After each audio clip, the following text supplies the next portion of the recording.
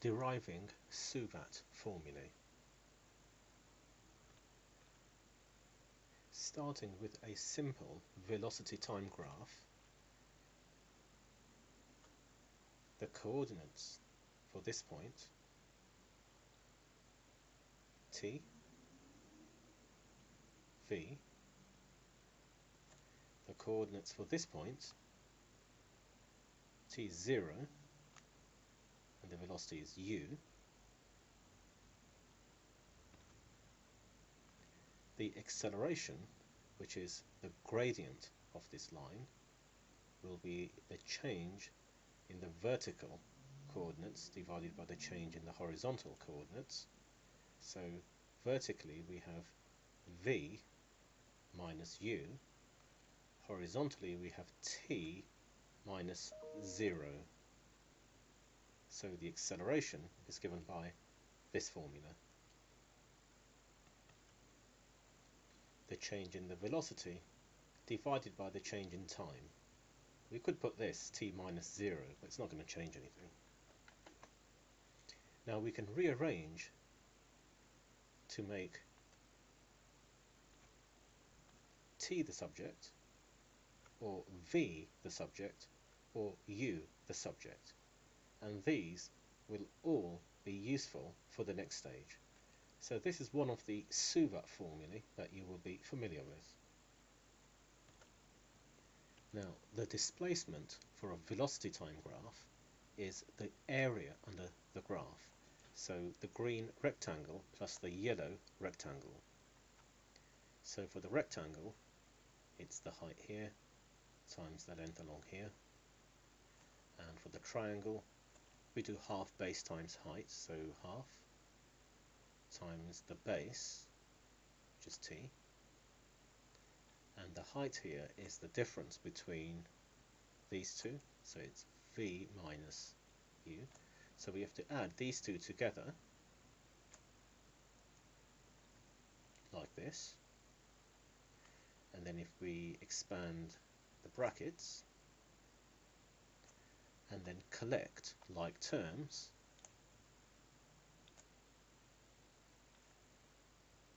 and then we can factorize. There's a half t in each,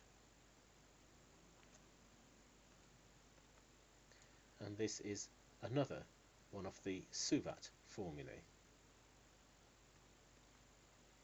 Now by substituting this t, and hence this part, into here, we can get another formula.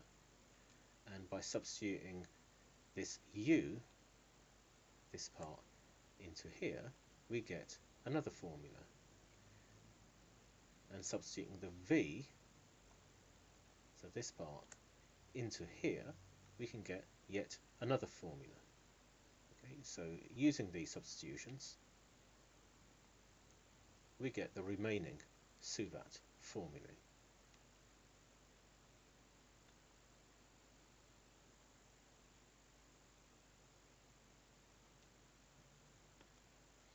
So to recap, where do all of these suvat formulae come from?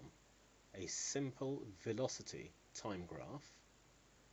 We get a formula for acceleration, which is the gradient of the graph, and then we can rearrange the equation to make t the subject, to make u the subject, to make v the subject, and then we start looking at the area under the graph for displacement, and we get another formula, and then we can use the substitutions for t, v and u in this formula to get the remaining 3 suvat formulae.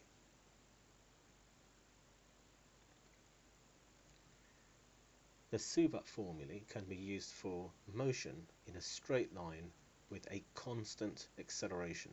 If the acceleration is variable, then you have to use calculus, so that's differentiation and integration. For constant acceleration, we have these suvat formulae. The v, the u, the a, they are vectors, but if you have motion along a straight line in a single direction, then displacement and distance are the same thing, and velocity and speed are the same thing. So sometimes you're solving problems that talk about displacement and you're using the suvat formulae.